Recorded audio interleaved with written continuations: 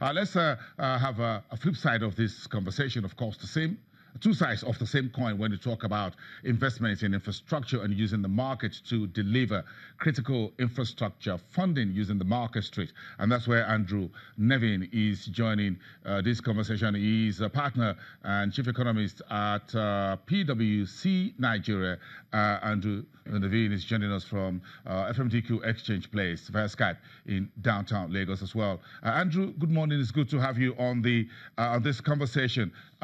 What's your take on these talk about infrastructure investment, the attractiveness, and using the financial market processes, instruments, and platforms to deliver? Well, I think that there's no question that the capital markets and the debt capital markets that FMDQ supports here in Nigeria are the best way to go, because then you create, in a well-structured transaction, you have securities that you can sell. You have a much wider market of investors. Your money's not locked in. They can trade after the market. There's a high degree of transparency. So it's just a much more efficient way to get the capital we need into the country to finance these infrastructure projects. Okay, so in your opinion, how much do you think we've achieved using our debt market here to support both the government and at national, subnational level?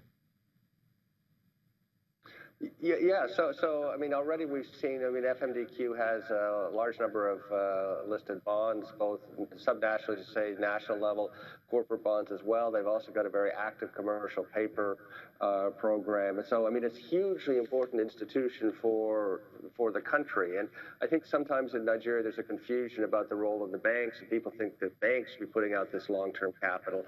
That's not how banks are structured. They should be more involved in trade finance, in consumer finance, in shorter-term things. But in terms of the large ticket corporate transactions, it is just much more efficient if we use the debt capital markets this way. So the conversation, Andrew, going on in South Africa right now, the Africa Investment Forum, and of course the just concluded Bloomberg New Economy Forum in Singapore, is all about the private sector, getting the private sector into the entire conversation. No government in the world has all the deep pockets, as it were, to put all this infrastructure for manufacturing, industrial, whatever it is, together. So where is the role of the PPP here?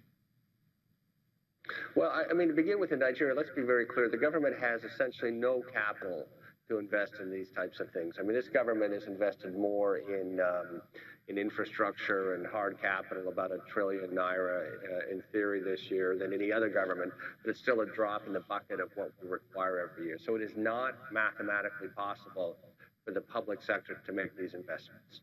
So the implication of that is the private sector needs to make it. The private sector will only make these investments if it's attractive. So there's attractive PPP type structures where the private sector feels there'll be a good return, whether the ease of doing business is strong, and whether they have protections in the right. So that's where we're at. Unfortunately, in Nigeria, we haven't created an environment to attract enough of that PPP type of capital. And you might have seen in the last few days that despite the tremendous efforts of Dr. Jamoke and others at PEBEC, we actually dropped from ease of doing business 145th to 146. So that's very worrying for us. And of course, the consequence of that as well is we continue to have very poor economic growth. So we have a population that's growing at almost 3%, and growth below 2% for 2018, 2019, 2020. So we continue to get poorer and poorer. Unless we get more attractive, both for domestic capital, but also for foreign capital, we're going to continue to get poorer and poorer. What more would you like to see from our financial markets operators, institutions, investment banks, and others in bringing what you called innovation and creativity into products that are debt capital market based, that could support different parts of infrastructure, economic growth that we're yet to see, perhaps in healthcare, in education, and other critical areas of human capital?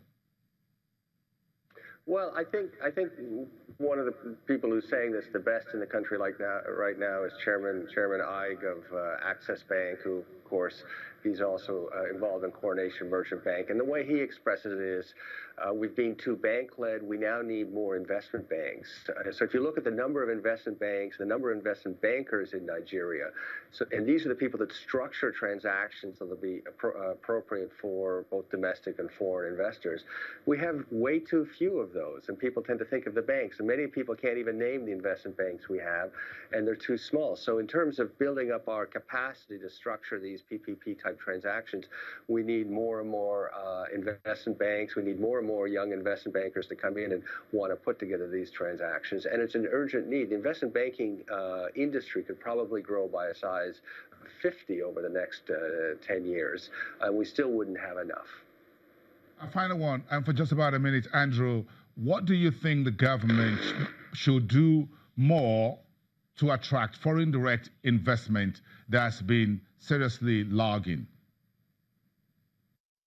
Well, I think we need to be disappointed on where the economy is at. And I think at a very fundamental level, I'm not sure everyone in the government understands that we cannot be successful without the private sector thriving. There is no path to prosperity for Nigeria unless we have a private sector that's 10 or 20 times bigger than it is today.